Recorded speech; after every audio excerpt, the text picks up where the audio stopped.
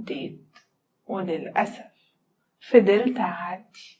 أسبوع عدى عليا وكانت كل حاجة تمام. أول ما خلص الأسبوع ده وكانت أول جمعة طبعا فيه، لقيته بيقولي حلو بقى عليكي كده، انزلي علشان تشوفي ماما عايزة ايه. دلوقتي؟ ايوه دلوقتي، امال بكرة؟ يلا يا حبيبتي انزلي شوفيها هي عايزة منك ايه. طيب، دخلت جهزت نفسي وفعلا رحت نزلت لها وقالت لي ايه يا هانم، لسه على ايدك نقش الحنة ولا ايه؟ معلش طبعا، لسه عروسة. بلا عروسة بلا معرفش ايه، يلا خش شوف ايه اللي وراكي. طيب تمام. وفعلا دخلت اشوف اللي ورايا علشان اعمله، وطبعا لقيت اسوأ معاملة مفيش حد يستحملها. ايه هما بيعاملوني كده ليه؟ انا لسه بقالي اسبوع بس.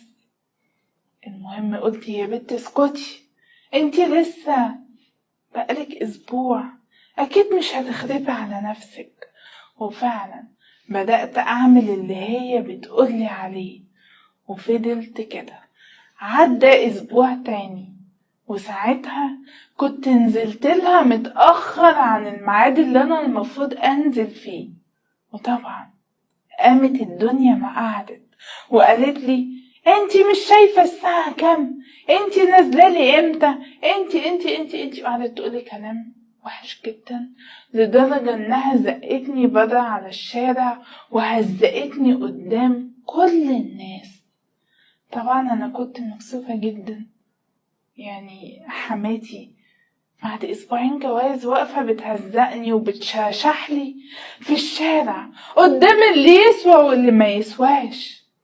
خلاص يا حماتي، حقك عليا، بلا حق عليكي بلا زفت.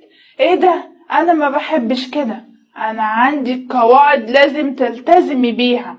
لو انتي مش قد القواعد ومش قد الالتزام يبقى تعرفيني. طب خلاص يا حماتي تعالي ندخل جوه، الناس عمالة تتفرج علينا، ما ينفعش كده، خليهم يشوفوكي علشان يبقوا شاهدين. واديني بقولك قدامهم اهو، الاقيكي اثرتي في اي حاجة من هنا ورايح، وساعتها هتشوفي الوش التاني، واتمنى ان انتي ما تشوفهوش. كنت في حالة صدمة، هي ازاي بتقولي كده وقلت مني بالشكل ده؟ طبعا دخلت عملت كل اللي هي عايزاه، وبعديها